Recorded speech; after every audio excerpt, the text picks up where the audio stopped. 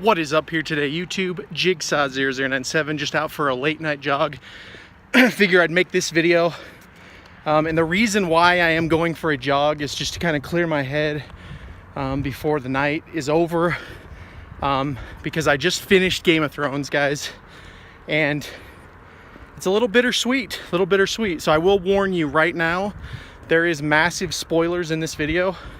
So if you have not watched Game of Thrones, season 8 episode 6 yet, or if you have never watched the series and you plan on watching the series, I would just recommend not watching this video, maybe coming back when you are all caught up. So with that out of the way, I'll get right into it.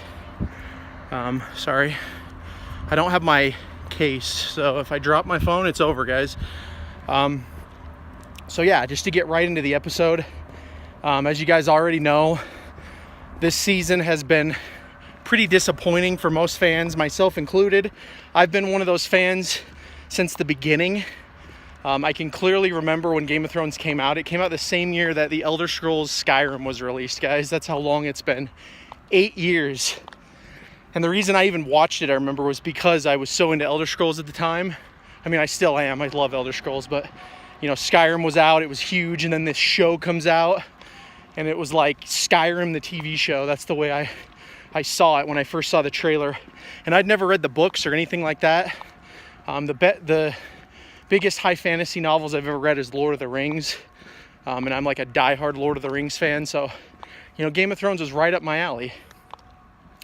And so, you know, I was on board. I watched it. You know, the first like 4 years of the show just flew by. It was an amazing ride. You know, some of the best TV writing in history. I still stand by that, even given what we have now. But just amazing. You know, George R.R. Martin wrote these amazing novels, and D&D, as they call the writers. I don't actually know their name. It's like David Benioff and D.B. Weiss. I think that's their names. They did a great job of adapting it to the screen and, you know, making it super epic and super shocking, you know, lots of shocking deaths. And it was just like one of those shows where it's like, who's gonna die now?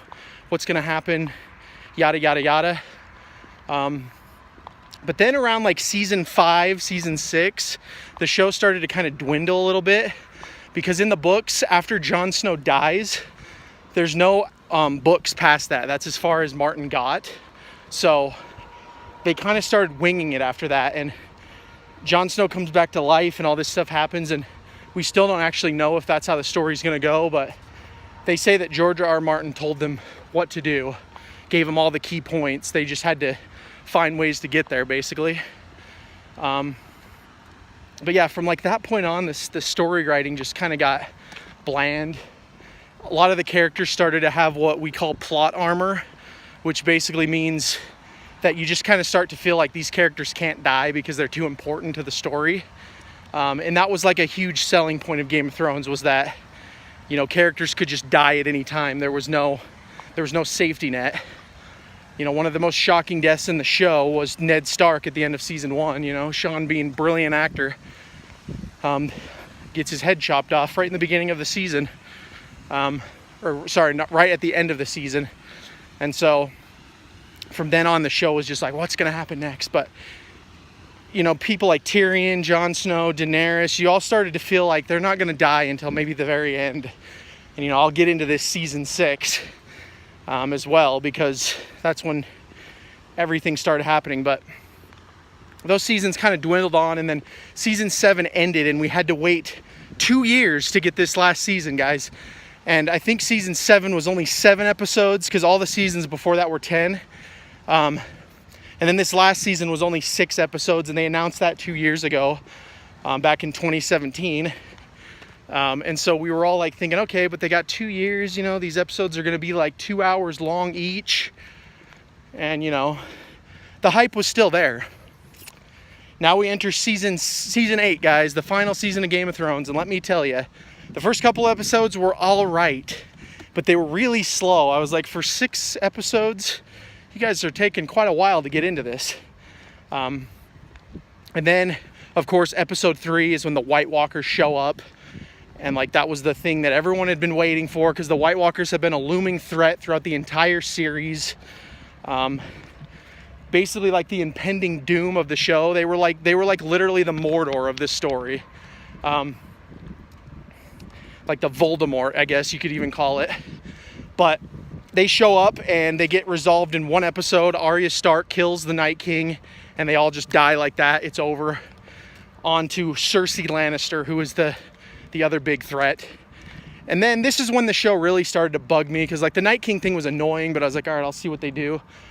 Episode 5, Daenerys just decides to go crazy all at once, and she starts murdering everyone in King's Landing, and she kills like the whole city. Literally, we're talking like thousands of people just murdered. Like, she literally is Hitler, guys. That's what happened.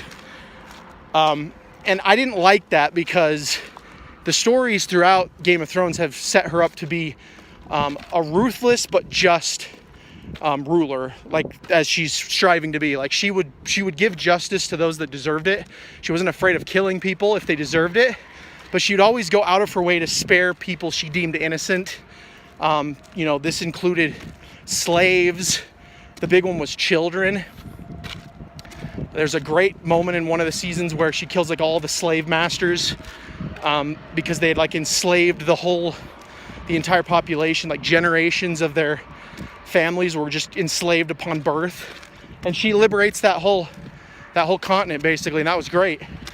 And then in this season, she decides to just kill the entire King's Landing because, all of the people she loved had started dying, or whatever excuse they wanted to give you. It's poor writing, in my opinion. But she just kills everyone to kind of like get at Cersei. But the thing that kills me is it's like Cersei's sitting up in the Red Keep. All you'd have to do is fly your dragon up to the keep and burn that down. Whatever, killing the people in there, that would be justifiable. It's like you killed Cersei, that was your goal. But no, instead she decides to just destroy literally the entire town. Like, not the town, like the city. If you guys have watched the show, you know how big King's Landing is. It's massive. She destroys the entire thing.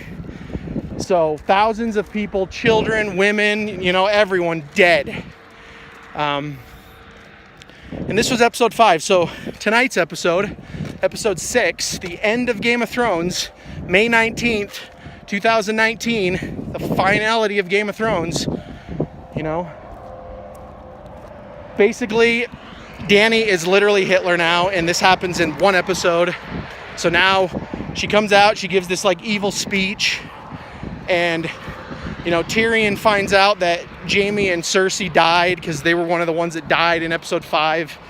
I'm trying to keep this a little bit spoiler free so that I don't just break down the whole series for you guys. But yeah, basically Tyrion now hates Daenerys because he found out what happened to his brother and sister, and so he just decides he doesn't want to be her hand anymore, and she knows it, so she sends him to be executed. And then they have this conversation, him and Jon have this conversation about how they basically need to kill Daenerys, and Jon agrees without kind of agreeing. So he goes in and he kills Cersei, and then Drogon shows up, and you think the Drogon's going to kill Jon, but instead it melts the Iron Throne. So the Iron Throne is melted. And then the last part of the episode is that they're all sitting around now deciding who should be ruler. Tyrion decides that Bran is going to be the ruler, so Bran is the one that sits the Iron Throne, guys, the three-eyed raven. And then because of Jon killing Daenerys, he now has to swear the black again, so they make him go back to the wall, which is fine, That one didn't really bother me. Really, the resolution didn't bother me. Like, I'll just tell you this right now. I didn't mind the ending to this show, but it's just how rushed it was. This show could have easily been 10 seasons. HBO already gave the writers permission to do 10 episodes, 10 seasons, basically 100 episodes of the show. They greenlit it, but the writers said no because D&D got a contract to do a new Star Wars trilogy, so I'm sure that's what they want to do. They want to go ruin that now. which, I mean, Star Wars is already ruined, so don't know how much more they can ruin that. But I don't know. It's not the worst ending ever. Like, I know a lot of the people on the internet have been saying this is like the worst thing ever. I don't think it's that bad. It's not Mass Effect 3 bad. Which to me, Mass Effect 3 is probably one of the biggest disappointments in storytelling history. And it's not even close to that bad. I would say that this is just like, this is very good. It had the potential to be a masterpiece, though, and that's what's really annoying about it, is that now we're always going to be looking at Game of Thrones as what could have been, you know, had they given more time, more development to these characters and gotten to this same point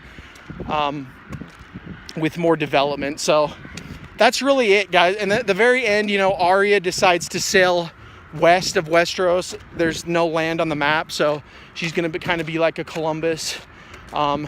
They decide that the North will stay independent, and Sansa becomes the queen in the North.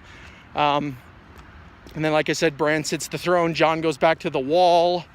And yeah, that's really it. Tyrion becomes the Hand of Bran. So all the characters, they actually have pretty happy endings. It actually reminded me a lot of when the Lord of the Rings ended, the movies. As weird as that is, because like Game of Thrones, I never thought it would end that way. I thought it was going to end in a way that was like logical, but also, you know, you're just like disgusted because it's Game of Thrones. But no, it had a pretty happy ending. Like, all the characters that survived kind of just moved on in a positive way. You know, the realm has been like rejuvenated. The wheel will keep turning, but there is no Iron Throne anymore because it was melted. And also, you know, they went to more of like a democracy instead of a monarchy. So like Bran was more elected than just saying like, oh, you get it because it's your birthright kind of thing. No, they elected him to be king, and that's how it's going to be going forward. And there's no more like royal bloodlines. It's just going to be, you know, the people decide who gets in, like a voting system, exactly like America. And this is the way that I thought it would end, that's all great. It's just, like I said, just to kind of close here, because I'm rambling, the show could have been a masterpiece. Like, it could have been Lord of the Rings good for me. But because of the rush job with seasons 7 and 8, and really the fact that there should have been 2 more seasons, there should have been a whole season about Nightwalkers, if I'm being honest here. Like, that was such a big deal. Like, we needed more payoff. So overall, I'm just going to say, you know, it was a bittersweet ending. I don't hate it, but I don't love it. Will I watch the show again? Probably. Will I still read the books? Yeah. In no way was this bad. And if you have not seen Game of Thrones, now that it's all out, you could probably just watch it all together, and it would be a little less disappointing for you because you didn't go on this 8-year journey that I've been on and many others have been on with these characters. And really, to kind of close here, it's sad to see these characters finally done, because Game of Thrones was a big part of my life along with many others. It was the epic of our times. For a long time, it was like the greatest show ever made. In my opinion, like the first 5 seasons were literally some of the best television ever filmed, probably ever will be filmed. And so, yeah, that's kind of my review, guys. So Game of Thrones is over. Let me know what you guys think. I apologize for the screen being black. I'm walking at night here. But I'd love to hear what you guys think about the show overall, you know, this resolution. And if you're new to the channel, hit that subscribe button as well. But to all my returning viewers, I want to let you all know I thank you so much for watching these rambling videos, and I'll talk to y'all later.